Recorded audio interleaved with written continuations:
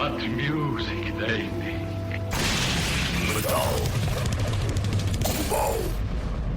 Sejam bem-vindos a mais um podcast de Metal Global. Hoje a conversa é com Rachel Bolan, baixista do Skid Row, ele que se aventurou a solo com o álbum Gargoyle of the Garden State, álbum que foi editado no mês passado. Antes da conversa com Rachel Bolan, não quero mais lembrar que tem a versão rádio em exclusivo na RTP Play, é passar por lá e procurar por Metal Global. Ora bem, 40 anos, depois de 4 décadas com uma força motriz inabalável por trás do Skid Row, o baixista e compositor Rachel Bolan dá finalmente um passo em frente. Desta vez, aventura-se com o seu primeiro álbum a solo, assinando apenas como Bolan. A estreia chama-se Gargoyle of the Garden State e, acreditem, é um disco audaz e profundamente pessoal. Traz consigo toda a crueza, a atitude e aquele espírito narrativo muito próprio de quem cresceu nas ruas de Nova Jérsia. Na cadeira de produtor, nada menos que Nick Raskulenix, vencedor de vários Grammys e que já trabalhou com bandas como Foo Fighters, Rush, Evanescence, Alice in Chains e, claro, Skid Row. O mais curioso é que este grande álbum começou apenas como uma simples conversa entre amigos. E para falar em conversas, a conversa para ouvir já a seguir é com o próprio Rachel Bolan. Rachel, how are you? I'm doing well. How are you? Everything? Where in Portugal are you? I'm in Lisbon. Oh, nice. Now, you know, we've never played Portugal. I don't know why. I don't know why. We were scheduled twice, and twice it got canceled for some reason. There was a problem with the venue both times. Well, now there's no problem with the venues. I guess it's problem with promoters. Yeah. Anyway, your debut solo record has been out for over a month now. How's been the feedback, and how do you feel now that the album is out? Most people heard it. How are you feeling about it? I feel really great. The reaction has been above and beyond what I expected, so positive, and the reviews have been great. And I keep pinching myself to make sure that's really happening, you know. It's been pretty phenomenal to experience it, and I feel really good about it, man. Yeah. Why now for a solo record? I'm hoping to do some shows. You know, I would love to go on tour and tour this album. It would be a lot of fun. That's kind of the objective right now, is to get some shows on the books and tour before Skid Row gets busy again. Yeah, and the Gargoyle of the Garden State, this record, this is like a love letter for the punk rock roots of yours. Yeah, kind of. You know, it's my influences really came out on this record. It's a little different than a Skid Row record because it's just me. You know what I mean? It's not Skid Row. So, when I wrote that punk rock is my favorite type of music. I love the energy. I love the honesty. I love the just the simplicity, and that's how I feel this record came out. And yeah, I mean, if there was a genre I was going to write a letter to, it would definitely be punk rock. And, you know, with this record, you got many guests. And of course, I have to talk, because I'm Portuguese, I have to talk about Nuno in the first place on the song Jet Black Universe. Was it easy for you to, you know, just text someone you know and say, like, would you like to help me on this solo record? Was that easy, or was it a bit more difficult than that? No, everyone that played or sang on my record were friends of mine that I've known for a long time. So when we got to that song, I was like, man, Nuno would tear this song up. So I texted Nuno. I said, hey, man, you want to play a solo on I'm doing a solo record. You want to play a solo on one of the tracks? And he got right back to me. He's like, hell yeah, man, send me the song and I'll put a solo on it. And he did, and man, it's a monster solo. It's a new single too. That's the next single coming out. Yeah, and Nuno is one of those guys that you won't tell him like, can you redo that again? But I wasn't worried about it. You know what I mean? I knew it would come back and it was going to be amazing. And that was the case with everyone that appeared on the record. You know, I got really, not only really cool friends, I got really talented friends. So when it came back, I wasn't worried. He told me, he's like, I played from from the beginning to the end of the song. He goes, use what you want. And so we used a solo and a portion after the solo. And it really took the song to a different level for sure. And when did you actually start, thinking and saying like, I'm going to make a solo record? When was that? Well, it was close to, let's see, about a year and a half ago, maybe a little more. I was having a conversation with Nick, my friend, who also produced the record, and we were just, when we get together and hang out, we used to live right down the street from each other before I moved back to New Jersey, and we would always play songs for each other. And so I said, hey, listen to a couple of these songs that I wrote a long time ago when I lived in Atlanta, and I played it for him, and he goes, let's do a solo record. You should do I'll produce it. And I'm like, really? You'll produce it? When do you have time? You're always busy. And he's like, no, I got some time coming up in a few months. Just write a bunch more songs. And so I said, let me see if, the label is into it. And they were, thankfully. And we just started the ball rolling. And then once time opened up, it really started happening fast. Yeah. Also, when that first song that was finished, was very easy to get to the next one and the next one. Was like normally songwriting easy for you these days? Sometimes it's easy. I mean, like everyone, I've hit writer's block at times, and it drives me absolutely crazy. I feel worthless when that happens, But with this record, I wrote, like I said, I had a few songs that were written already, and they were, close to 15, maybe 10 to 15 years old. And I just started writing, and all of a sudden the floodgates in my head opened up, and I got in this creative flow and just kept writing and writing and writing. And I had a bunch of songs that were okay, but I kept replacing them. I'd send them to Nick, and he'd be like, okay, let's put that one in place of, song blah, blah, blah, and put this one in there. So I just kept doing that. And I finished the last song on the record I sent to Rob Hammersmith to learn the day before I left for Nashville. So to record the record, I got one more for you to learn, man. So I sent it to him and then left for Nashville the next morning. And I love when I get into those creative moments where the flow just keeps, the song, the ideas just keep coming and coming and coming and coming. I love when that happens. And do you keep many ideas from the past normally, like the riffs, melodies? Do you always keep those? I do. I back in the day we had tape recorders, and then we had the little mini dictaphones. Now we have the iPhone. So there's a million ideas on that. I'll show you here. You got to see this. I was just going through it this morning. So if you could see that. Yeah. It goes on for years. It's literally years. It's whenever I got this phone, or even before that, because it transferred. It goes back to like 2019 or something like that. And I'll go through them every now and then. I'll be like, that's a cool riff, or that sucks. You know what I mean? It goes on forever. And musically, right away, because obviously you didn't want to do like a Skid Row type of record, because that's what Skid Row is for. But you knew right away, that was going to be punk rock, and that's it. Just going in that direction because that's where you at home. Yeah. That's Skid Row. When we write for Skid Row, it's all of our influences coming out, and that's what makes it Skid Row, and that's the melting pot. With my solo stuff, it's just me mainly. I co-wrote with two of my friends, but.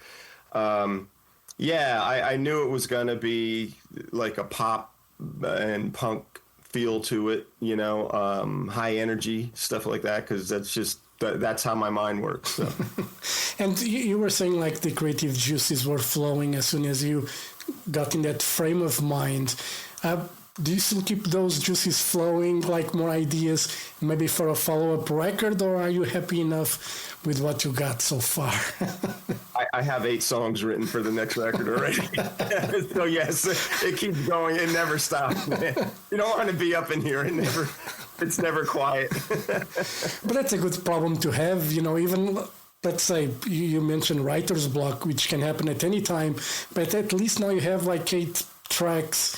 If there's a writer's block down the road, at least you got something in the back burner to help you go through. That's right. And I'm in the studio in my house right now. So if it hits me at 2:00 in the morning, I come down here, put the headphones on so I don't wake anyone up. I start putting ideas down because you never know. I've made the mistake in the past that, I'll remember that idea when I get up, and then I get up and I don't remember it. So. What was musicians have ideas all the time, normally. And as you mentioned, you got your phone, you record ideas. What was the weirdest place you had an idea that you have to say, like, sorry, guys, I have this idea? Well, oddly enough, I have musical ideas and then other creative ideas for the band, So Scotty said it best once. He goes, "We're working on a song in the studio." Rachel goes, "I'll be right back." And I went out into the lobby of the studio and came back with the stage design. So yeah, but that was pretty weird because we were right in the middle of working, and everyone's like, "What is wrong with you, man?" But it's good to be creative, like that.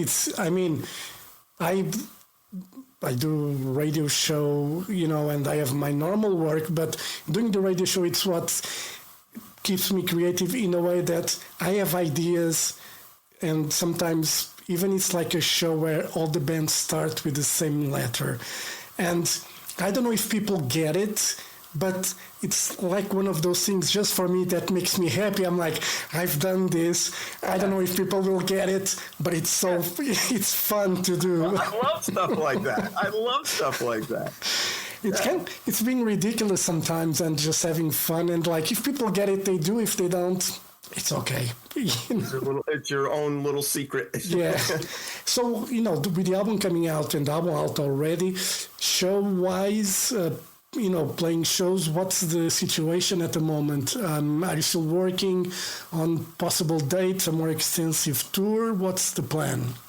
Yeah, we're looking actually right now to do some dates in this area. I've gotten calls from promoters and from venues, like buyers for venues about taking it out there. But I want to put something substantial together. I don't want to just have to fly out to somewhere, do one show, and then come sit home again. I want to link a few shows together.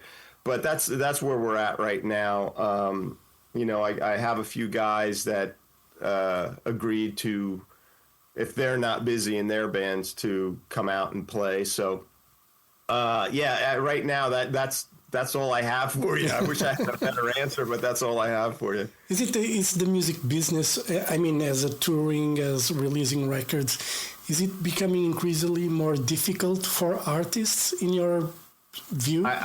I think so, because the economy over here is terrible. So you can't, and everything's so expensive, to hire a bus and, the things you don't even think about, traveling expenses, gas and hotels and all that is just so expensive now that, it's hard for a band to make money. And, the music business is so much different now than it was when Skid Row first came out, but hopefully, things will change, and then, bands will be able to really go out and make a good living again doing what they love to do. Ticket prices are so expensive now because of all the, the service fees or whatever you want to call it, that go, like even going to a concert for two people, you're throwing down almost $1,000. You know, it probably easily $1,000. You know, with parking and all that stuff. Yeah, something's got to change because it's not fair to the artists, it's not fair to to fans. Yeah, but how that's going to change when you have, you know, let's say Live Nation that decides to buy a tour and they decided how much the ticket prices are going to be, and you have the golden circles, you know, bands that have a golden circle or a, you know, front row side stage that costs a fucking fortune. And I don't know how people afford that, but how is that going to change? Are bands able to, you know, get the control of that themselves? Because I don't... I wish I had an answer. It doesn't seem like they do. You know, I know Pearl Jam tried. I don't know if they were successful at it or not. But yeah, it's you know, it's a double-edged sword because you want to be in the good graces of Live Nation, but then everyone suffers, you know, especially the fans. They suffer. And it's not fair to people that want to go see their favorite band and have to pay all that money, you know what I mean? And it's just like, and it's getting, you know, usually you had the choice, oh, I'll just get a lawn seat. I'll be far away. The band will look like that big, but at least I'll hear the music. Now the lawn seats are ridiculous. Yeah. And you're sitting on a blanket. You don't even get a chair. Yeah. If it rains, you're screwed. Yeah. You know what I mean? I'm seeing like stadium shows, and I'm seeing people in the far back, and I'm thinking, why? You know, why? I don't, you know, seeing, as you were saying, people like this size, and probably sometimes the sound might not be as good as being, you know, closer. I don't know. I think it's, I don't know, it's a, double-edged swords where... people are paying for the experience, and it's just, I don't know. I don't think it's fair that people should pay that much money to, you know, and... I mean, let's face it, like bands are making the big bands, the huge bands are making a lot of money, but, you know, at what cost? Yeah.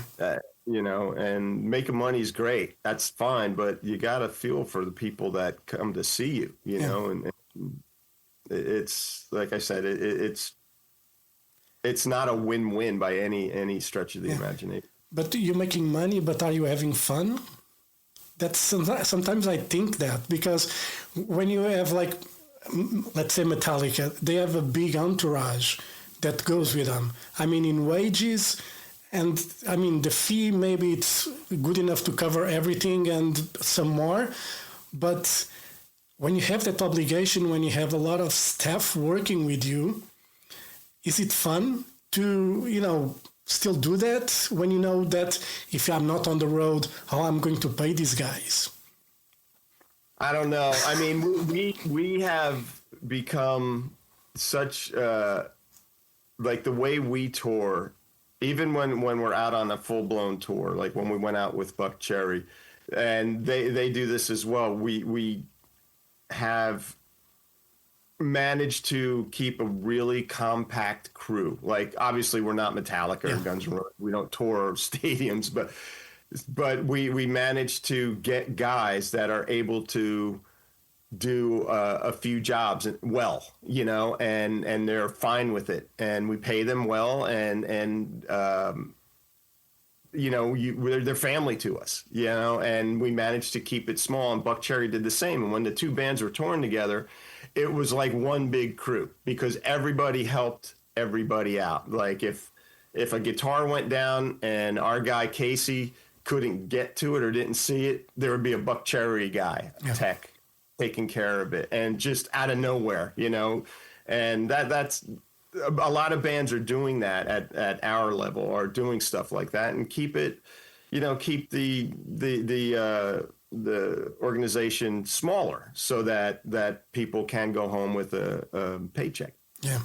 And, you know, do you think that rock has kind of lost its edge, its dangerous, you know, feeling that I remember in the 80s when you go see a band, you know, shit was about about to happen or was almost about to happen. But nowadays, I don't have that feeling with a lot of bands anymore. Yeah, well, the 80s, they'll never be the 80s again. I don't think it's ever going to be like that again. The 80s, you know, and for part of the 90s, yeah, it was dangerous. Excuse me. Yeah, I don't know. I don't know whether that's going to come back or not, but it sure was fun, man. You know, it was like, you see, like, probably someone is going to go on stage like a fan was and going to crowd surf, but the band was not up for it, just kicked the guy. And, you know, I always was like, you know, it's what's going to happen. And the danger element that it was, I mean, I'm not complaining about concerts these days. I go to a lot of concerts. It's still fun to see a live band playing, but maybe because I'm old and I don't go to the front or to the mosh pit anymore. Maybe I don't feel that edge and that dangerous element anymore. Maybe younger fans feel like that. I don't know. Yeah, I love to see people crowd surfing. I used to stage dive a lot myself, and I'd go to Ramon shows and get in the pit and stuff like that.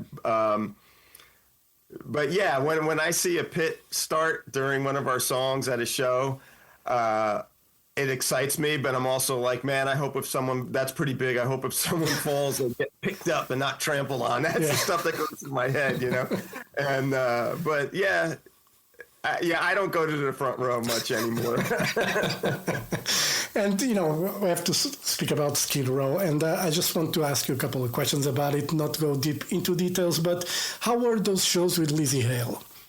I mean... they were amazing. They were incredible. They were so far the highlight of my career. They were so much fun. We wish that she could have done more, but you know, she has a day job. Yeah. You know, Hailstorm is always very busy. Yeah, it was a lot of fun, and being, you know, a friend and coming out and just, you know, we had those shows on the books, and we didn't want to cancel them, and for her to show up and come through for us like that meant a lot to all of us.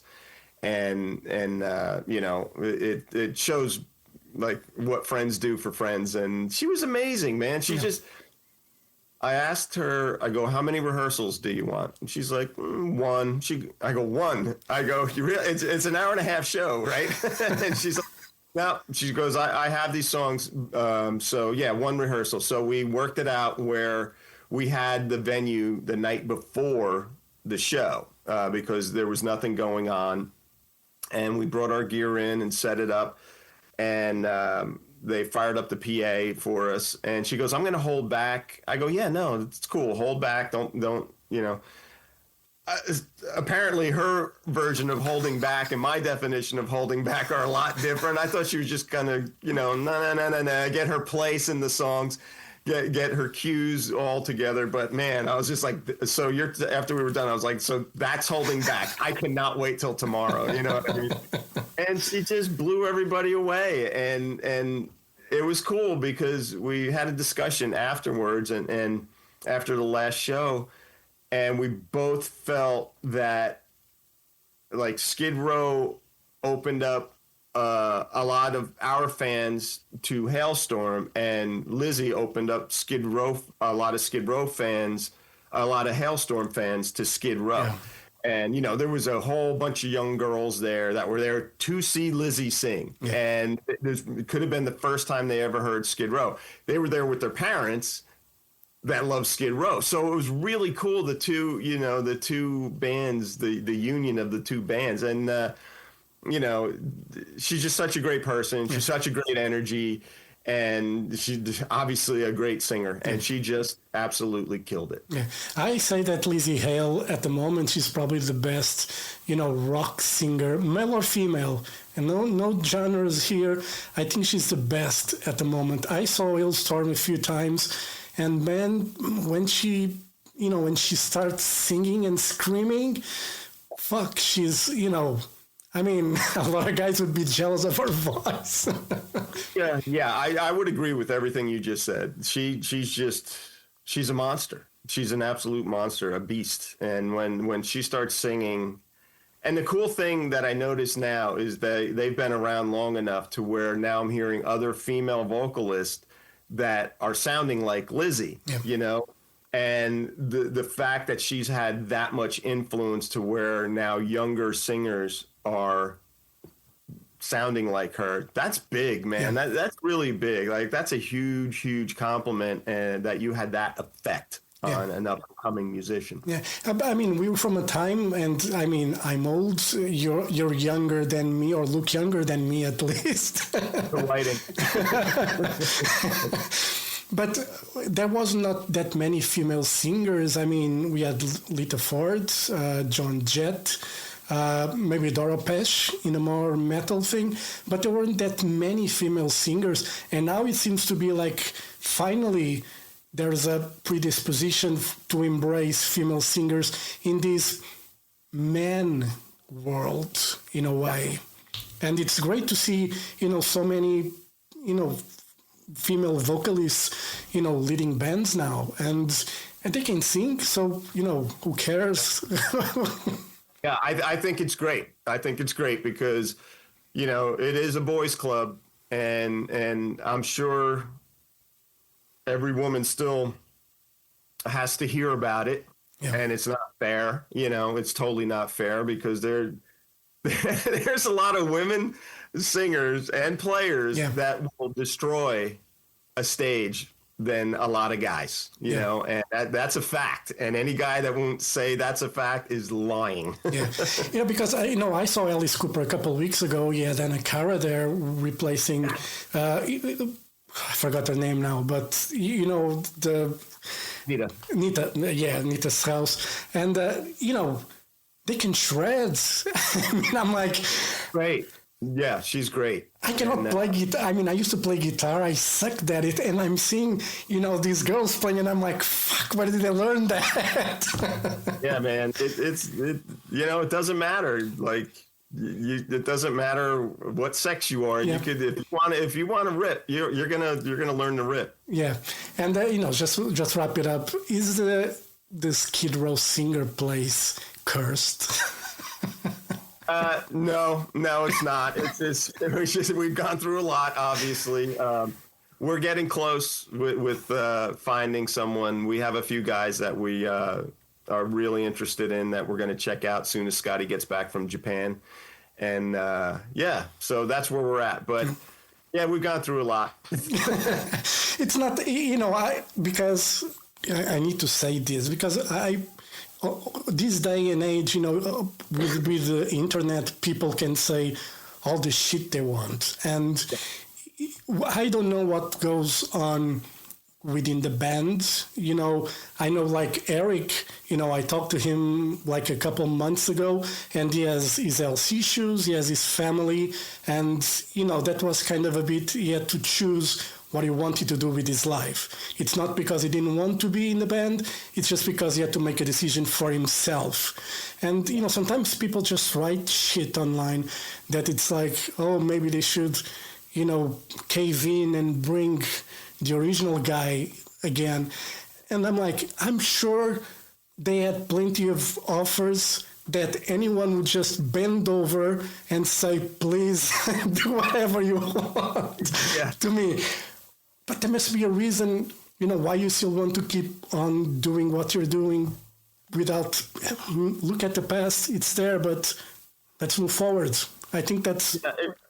with us, it's all about a new chapter, you know. We don't need... It's not like any of us are hurting for money. And so... and people are always saying, oh, you'll make millions a show. It's like, no, we won't. We've been there before. And no, that's not a fact. But everyone seems to have the answer to everything. Yeah. But like you said, on the internet, it's free range just to make shit up. So people, when they don't know what's going on, they don't know the inner dynamics, then they just make shit up because they feel stupid, I guess. I don't know. It's just...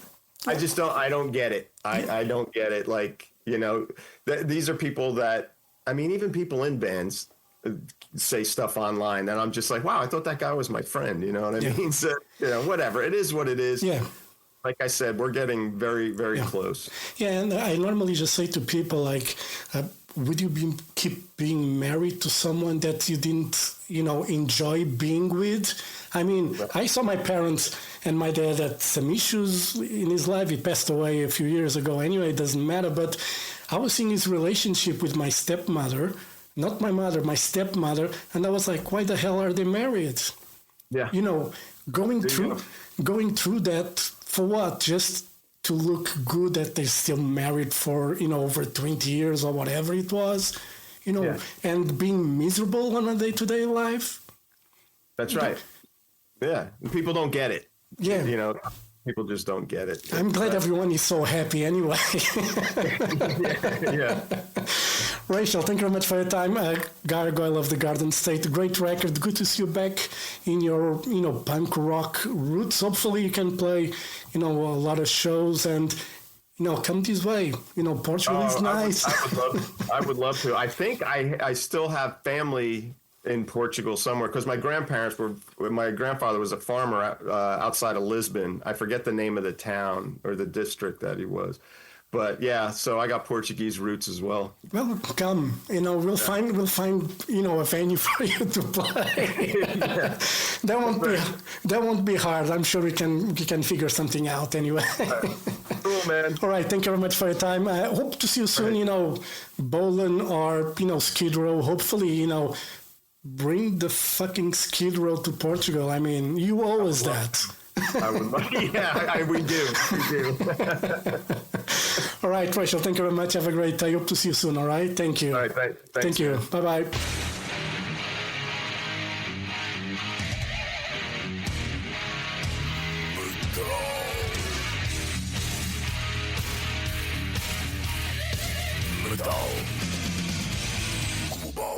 Metal Global foi a conversa com Rachel Bolan, baixista do Skid Row, e que se aventurou a solo com o seu projeto Bolan, com o álbum Gargoyle of the Garden State. E assim chega ao final deste podcast. Dúvidas ou sugestões? É enviar e-mail jorge.botas@rtp.pt. Visite o site metalglobal.pt e sigam-me no Twitter e Instagram em @mountainking. Façam like na página de Facebook do Metal Global e, claro, se estão a ouvir em Apple Podcasts, Spotify ou YouTube Music, subscrevam para não perder nenhum episódio. Eu volto no próximo programa. Um forte abraço. Children of the night, you will live through the centuries to come, as I have lived. Good night.